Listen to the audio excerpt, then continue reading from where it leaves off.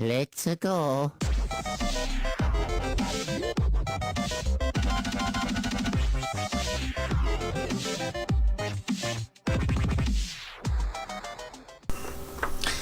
Hello everybody, what is going on to all you brony / anime fans out there?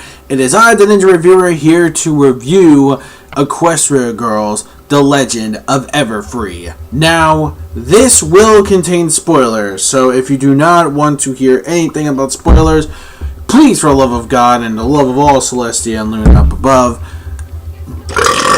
excuse me, take a moment. Yeah. If you don't want to be spoiled, please do not watch this video. Please do not.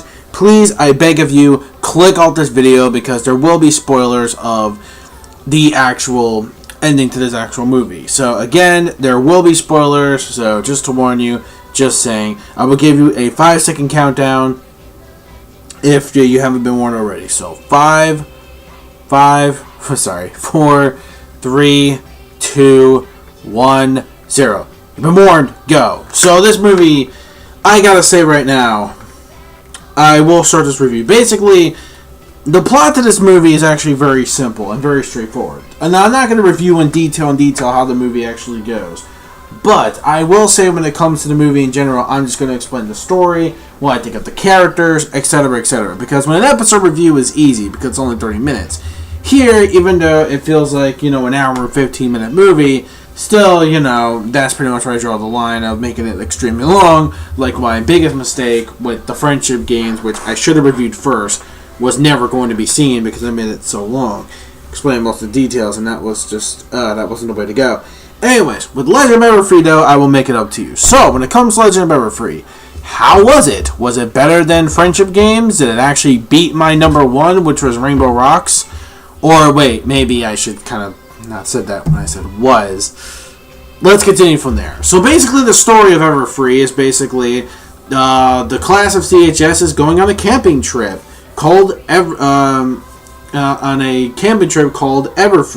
The camp is actually Camp Everfree. And what it is basically just, your typical normal average day camp, as it seems. But little do they know, it's filled with magic. Anyways, with the magic in hand, it basically, we learned out more about that later on when it comes to the actual magic element. But it turns out it's not your ordinary camp. There's a whole bunch of magic shit going on, and no one, like Twilight and Sunset can't really figure it out until they actually discover way later that it was because of these crystal gems that they find way later at the end of the movie. So that's pretty much why the whole source of this magic is going on. And because of that, we actually get that is also because of Gloriosa's explanation. So we get introduced to our main focused, new characters that we get introduced that are the protagonists. We have Gloriosa and we have her brother Timber. Now, I gotta say, these two characters I really like a lot. Compared to what we had in friendship games, where it was basically just opposite versions of the main six, pretty much, when it comes to Crystal Prep. I will say, when it comes to development to these two characters, a much more better job compared to that. Because my complaint with friendship games was the fact that those characters from friendship games, the Crystal Prep, pretty much their main six, wasn't really the best developed. Because we didn't really get to see them, how they are as characters. We didn't really get to see that much development. Because they were only in it for certain scenes, like for some of the events, etc., etc. They had no personality. They had no spazz on why I should like this certain character. We could see, like, oh, look, I'm this person, and oh, look, I'm like this element, and I'm like that element. And it's like, yeah, and what else? That's it? That's all you got? Like, oh, fucking K. Anyway, so when it comes to this, the characters here, I would say, are much more better developed. And we actually get a humanized version of Donald Trump. I mean, fucking Filthy Rich. And basically, when it comes to Filthy Rich, he wants to shut down for what? He wants to shut down the entirety of Everfree. No, he'll do a freaking Gordon Ramsay. Shut it down. And basically, he wants to actually do it because Gloriosa has not paid, her month's park rent. No, not rent, but the park fees. No, the billing. I think it was the billing, or was it the rent? I know it was something like that she didn't pay back. And Fully Rich was at least sort of generous enough to say, look, you got 1 month. Oasis Park is becoming like the next fucking Atlantic City. Like your fucking choice. Anyways, so what happens is that she had no choice but to defend the park. But her brother Timber was trying to warn her, saying like, oh no, this magic here, you don't know if it's really for good or evil. Like, you have no control of this. But she's like, I don't care. I'll do anything what it is to protect, anything from getting this park, the park or just the camp, the park in general, and the forest that I grew up with. No, I do not want that being taken down. But when it comes to these characters at the beginning, though, you can tell there was something going on a bit with Gloriosa when it comes to the tension between the brother and sister. And here's the thing that I really love about this movie, but it teases it so goddamn much, is the shipping. The shipping in this movie is ridiculous. I mean, we have the shipping between not only Sci-Fi Twilight and Sunset Shimmer. Speaking of which, I'll get to her character in a bit. Sci-Fi Twilight and Sunset Shimmer, and, we now have Sci Twilight and Timber, which I gotta say, this shipping, I love way much more better. I will say this right now, a lot of people will hate me for this, but I love this ship way better compared to Flash Century and Twilight Sparkle. There, I said it. You can come at me. You come at me with torches and pitchforks. I really don't give a shit.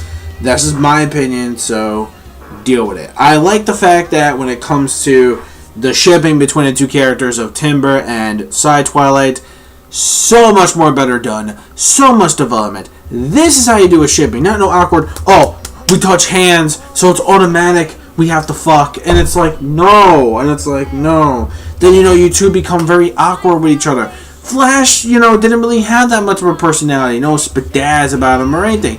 He was just there just to occasionally bump into Twilight multiple occasions to make it more awkward than anything. And it's just like, ugh, it's getting to the point where you just want to strangle the poor bastard. And it's not Flash's fault. It's the writers for not writing Flash good enough. And here, they write Flash well enough here in this. Because Sunset even tells him, like, look, dude, just get over it, okay? She's in her little pony world where she's a princess. She ain't nobody got time for that. So, you know what? You just have to forget about her. You know what? That's exactly what he did. And Flash has his new target now on Sunset Shimmer. And this shipping works so damn well. Please let it happen. I want Sunset Shimmer and Flash to be a thing. Because this is exciting. Because this kind of ship, I actually way more approve of it than I do with Twilight and Flash Century. But now Flash Century finally has some personality, so maybe it could work out. But it's already too late now, because this new shipping has taken over. And it's so good. And at the ending, when they were about to kiss, I'm like, no, Gloriosa, you fucking cunt bag. You just had to fucking block that moment. You had to blue balls him, man. You can't do that to the guy. Come on, man. He's just trying to get some fucking... He's just trying to get a girl, man. Shit, let him do him. Let the guy do his thing. You know what I mean? But anyways, when it comes to the actual shipping, yeah, the shipping was too real, way too real that I was gonna fucking explode. Just saying. Anyways, so when it comes to Sci Twilight, like how she play a role here compared to Equestria Girls Friendship Games, she's improved a lot as a character because she's actually getting into that, moment. She's actually starting to feel like Sunset was when she was first redeemed. Where it's like, I don't know if I'm able to use this kind of magic. I don't want no darkness trying to take over me and stuff like that. And it's like, you know what? It was kind of hard for Sunset as well. So, technically, yeah. So, she was kind of feeling that same way when Sunset was reformed. So, I'm like, okay, this is actually pretty good. Like, you know what? I'm really liking this. And by the way, when it comes to that song that she did, The Midnight in Me, very well done song. I love The Midnight in Me, even though I really did love the one So Much More, which I think had that more dramatic feel to it. This hit once again with the dramatic feels, man. Especially because like Twilight doesn't want this thing to be controlled. Like I started to get like a Bleach / Toriko vibe from it though. Well, no, not Toriko. No, fuck that. Bleach. How like Ichigo has this hollow that he doesn't want to come out. Or maybe like Naruto, how like, or even Naruto too, where he doesn't want to control or actually seal up, By the way, fuck Naruto. But just saying though, comparing to Naruto though, where it's like, he has, the Nine Tails that keeps trying to sprout out every time he's in danger. that's not the case. He always wanted to actually control that power to help his friends rather than just use it just for mindless destruction. Same thing goes here, kind of like with Ichigo, with his Hollow, now here with Twilight Sparkle. And I gotta say, they portrayed it really well done. I really did like how she finally was able to grasp it, and her journey, finally getting along and reuniting and actually becoming a true member of that version of the main six was spot on, very well done.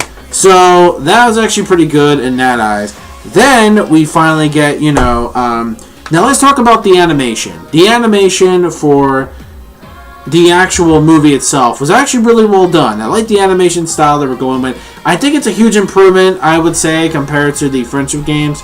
And yes, I know a lot of people complain. I know like Dr. Wolf complained that the opening sequence wasn't that interesting.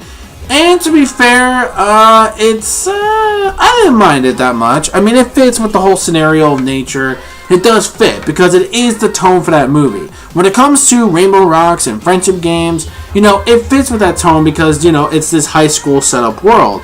Here, what I love about it is the world building. The world building meaning we're going further somewhere from CHS and we're going to another location. Further, and this is what I'm talking about. If they can expand on brand new things, on world building in this universe, then the Equestria Girls movies can get better and better. Even though I heard recently now, they announced 3 brand new specials that are coming out next year. So it's like, wait a minute, so you're telling me there's going to be 3 more fucking movies? Those better be the last ones, bro, because how the fuck can you fit 3 Equestria Girls? Now they're specials. Now, I don't know if they're going to relate to meaning as like a main Equestria Girl movie, or they're just actually going to be specials. That I don't know. So instead of movies, are we just going to be getting specials, or begin like the OVA treatments now? Like, I don't know what's going to be beyond, but from what I heard from Hasbro, it ain't going to stop them from getting that Equestria Girls train anytime soon. Same with MLP, because of course they got confirmed season 7 is coming out next year. So, anywho though, so when it comes to, the whole opening sequence, when it comes to the animation, the world building, it's really well done. And with those 3 specials, they better develop on that as well. Just saying. So I don't know if there's going to be 3 specials, or aka meaning 3 more new movies coming out next year, which will be kind of odd, but okay, that's fine then. So I guess I don't mind the more Equestria Girls hype train, I guess, for most people anyway. Now let's talk about the story in this. The story in the actual movie I find to be perfectly well done. I love the story to this movie. Yeah, it may be simple, but it was actually quite really well done. It had everything. The pacing for this movie was well done. I love the pacing in this movie. I like all the character interactions, especially Bulk Biceps. I'm actually glad Bulk Biceps got more screen time in this movie, which was actually really cool. Derpy had a very cute moment. She had a very cute line. And it's got those Rainbow Rocks moments where it's like, wow, you didn't expect that. Like, Derpy actually having a scene where she talks and stuff like that. Kind of like Octavia did, way back in Rainbow Rocks. So that was actually some really nice touches. And again, when it comes to the character development, when it comes to the story progression, where we see that Twilight and them, finally obtaining and controlling the magic that she's, decided to control it. That was a really nice end to that arc right there. And now making her a full official member of the main 6 of that world, which is actually really damn cool. So I'm like, alright, this is great. This is what I really love. Now when it comes to the music. Now, okay, and again, the story itself, very fantastically well done. I love the storyboard, the way that we're going with. It's not your typical, what's this? It looks like another alien force is taking over, shit like that. You know what I mean? This is a completely different, brand new take, and I love it. I love the new take, and I love the new direction it was going with. So definitely, they tried something different, and it worked. Bravo, well done. Even though I fucking love Rainbow Rocks, I would say, when it comes to the story structure, I think they did things a lot more of hits than a little bit of misses when we got on Rainbow Rocks. Just saying. Anyways, so when it comes to that, finally we go to the music. The music in this movie was very top-notch, very well done. In fact, it may be one of my top favorite soundtracks. I mean, Rainbow Rocks is still on top of there. Friendship Games is pretty damn good. I mean, granted, it's really hard to compete with the soundtracks because they get better and better within each movie. Granted, you know, there were certain... Yeah, actually, yeah. Most of the music in Equestria Girls, despite the first movie, because the first movie didn't really have that great music. But Rainbow Rocks, then Friendship Games, it got almost a lot more better. And of course, here, when it comes to the overall environment of the movie, it actually fits quite well. Despite it only having like 6 tracks in the movie, because again, we had no specials to back it up like we did with the other 2 movies, this was fine. I didn't mind it only having 6 songs, and the songs worked. The tone of them worked. It advanced the plot. It wasn't some stupid, oh hey, let's just add the song in for no reason. No, they actually did it, and it actually worked. I love the songs. The actual tone of the songs compared to your pop, you know, high tone pop music that you would hear back in Equestria Girls / those movies is completely gone, but with the minus of one song. There is one song called The Legend You Were Meant to Be, which is actually pretty damn good. I like the beat to it. It's actually pretty damn cool, I'm not gonna lie.